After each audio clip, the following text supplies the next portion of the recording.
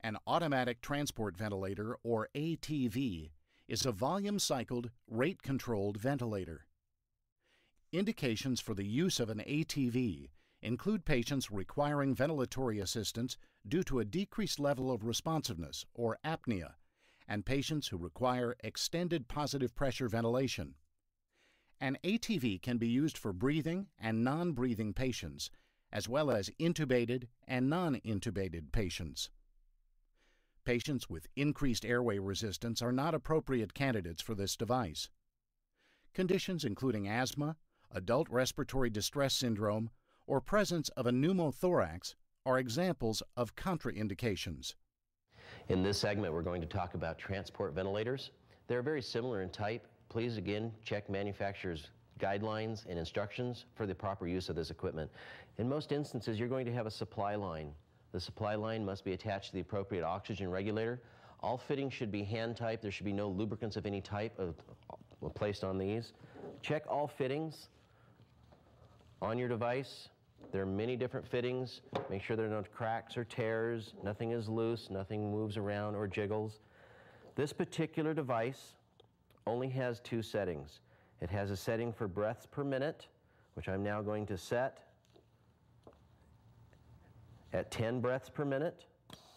The next thing we have is tidal volume. This is going to be the total amount of air delivered to the patient. I'm going to set this one at approximately 800 cc's of air. You should already be able to hear the device functioning. That's at 800 cc's of air and approximately 10 breaths per minute. One of the things we ask you to do prior to placing this on the patient is to occlude the patient side of the delivery device. I'm just doing this with my gloved hand. You can all tell very quickly that we have an alarm. That alarm means there is a blockage on the patient side of this device. Now I'm simply going to attach this to the tube we've already placed on our patient. When you place these devices, depending on your patient's position, please make sure that the tube at the mouth does not kink, bend, or is somehow occluded.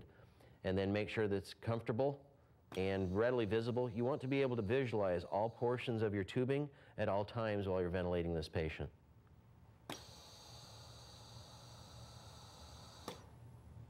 You should be able to visualize chest rise and fall with your patient.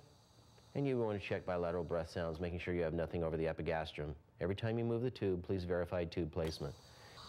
The second device is very similar to the one we first looked at. We again have a supply tubing. This is hooked up to your oxygen regulator.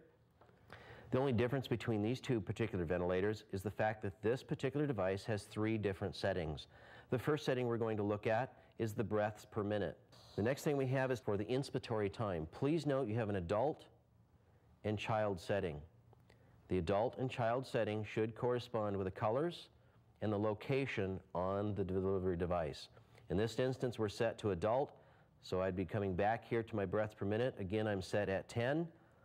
My tidal volume, because we're set for adult, I need to look at the inner wheel and determine what my tidal volume is going to be.